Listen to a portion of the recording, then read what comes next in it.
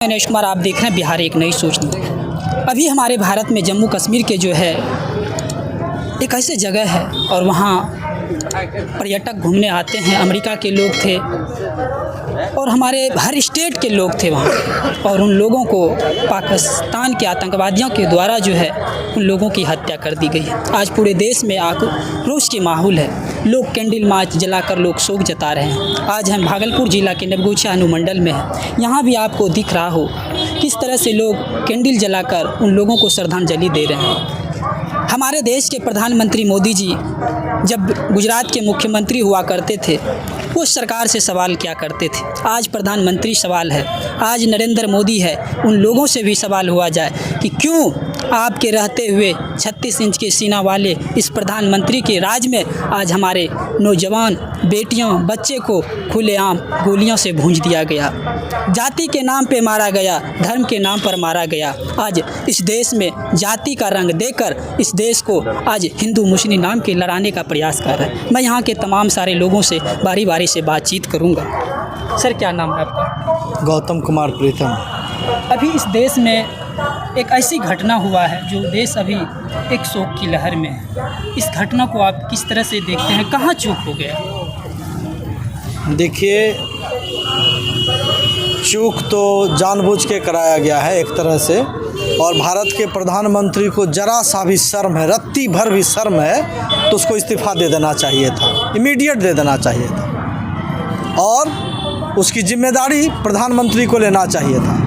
क्योंकि प्रधानमंत्री और उनकी जो पार्टी है कश्मीर और भारत से आतंकवाद ख़त्म करने की घोषणा वो पहले कर चुके हैं, और उसके बाद पुलवामा के बाद ये नया मामला जो आप सबके सामने है 22 अप्रैल का, बेहद ही शर्मनाक है, भारत के लिए काफ़ी दर्दनाक है, बहुत पीड़ादायक है। भारत के तमाम नागरिक आज ठगा हुआ महसूस कर रहे हैं। इसलिए एक पंक्ति में भारत का प्रधानमंत्री, भारत का गृह मंत्री, दोनों को इस्तीफ़ा दे देना चाहिए। हम भारतीय नागरिक होने के नाते ये मांग करते हैं कि अगर उनको इस देश के प्रति जरा सा भी प्रेम है, जरा सा भी यहाँ के लोगों के प्रति स्नेह है, तो उनको तत्कालीन भारत के प्रधानमंत्री पद से इस्तीफ़ा दे देना चाहिए और ये सारा कार्यभार राष्ट्रपति को सौंप देना चाहिए। और लोगों से हम बातचीत करेंगे। सर, क्या नाम है आपका? मेरा नाम बिंदेश्वरी मंडल, मैं भाकपा माले का जिला सचिव। इस देश में एक ऐसी घटना हुआ, 27 परिवारों की घर उजड़ गया, जाति के नाम पे मारा गया, धर्म के नाम पे पूछ कर मारा गया। इस घटना में सरकार से कहाँ चूक हो गया? लगातार इस तरह की घटना होता है, कभी पुलवामा होता है, कभी इस तरह की घटना होता है। कहाँ चूक हो गई सरकार से?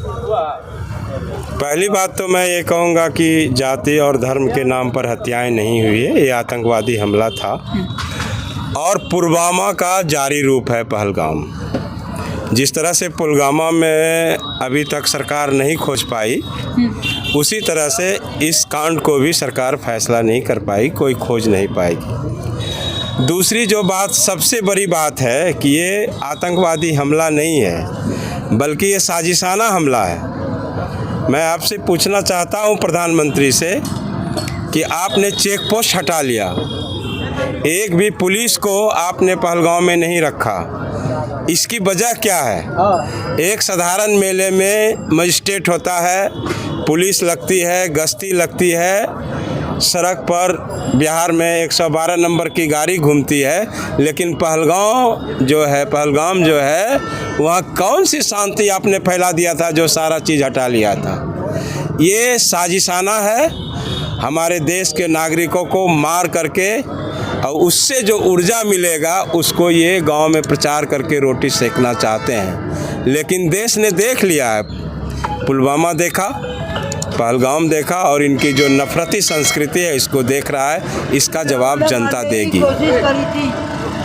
जाति के नाम जो दिया गया है, कुछ नहीं, जाति के नाम पे दिया गया है। मैंने जब वीडियो सुना तो जाति पूछा गया, कौन जाति से हो, कौन धर्म से हो, उसके बाद उन लोगों को मारा गया। जो बच्चा कुछ देर पहले वीडियो बनाकर वहाँ खुशी मना रहे थे, उनके पिता को गोली मार दिया जाता है। कुछ शादी के कुछ दिन हुए थे, जो टूरिस्ट घूमने गए थे, उनको गोली मार दिया गया और उड़ा दिया गया। हमारे देश के प्रधानमंत्री सऊदी अरब जाते हैं, कुछ दिन के बाद आते हैं और फिर वो चुनाव प्रचार में लग जाते हैं। हमारे साथ एक अवनीश जी है, उनसे हम बातचीत करेंगे। सर, इस घटना को कैसे देखते हैं? इस देश में इतना बड़ा घटना हुआ है, कहाँ चूक हो गई सरकार से? देखिए, कल सबसे बड़ी बात है कि पहलगाम में जो घटना हुई है और 27 सैलानी नहीं मरे हैं, समझिए इस देश की एक जनता कल मरा हुआ महसूस की है। कल आपने देखा होगा जब सर्वदलीय मीटिंग हुई तो उसमें सरकार ने पहली बार माना है कि हमसे चूक हुई है। आज तक इसने ये कभी ये सरकार नहीं कहती थी कि हमसे चूक हुई है, लेकिन इतना दबाव था कि उन्होंने चूक को माना। तो पहली बार उन्होंने चूक को माना है और हम लोगों की पार्टी और जितने भी पार्टी हैं इंडिया गठबंधन की, सभी ने सरकार का सीधे कहा कि आपको जो करना है हम लोग साथ हैं, आप कीजिए कार्रवाई। तो देखिए, जहाँ पे इतना माना आज अगर पूर्णिया में ये अभी हम लोग यहाँ पे हैं स्टेशन पे, तो यहाँ भी अगर एक छोटी सी घटना हो जाए तो कितना पुलिस आ जाएगा।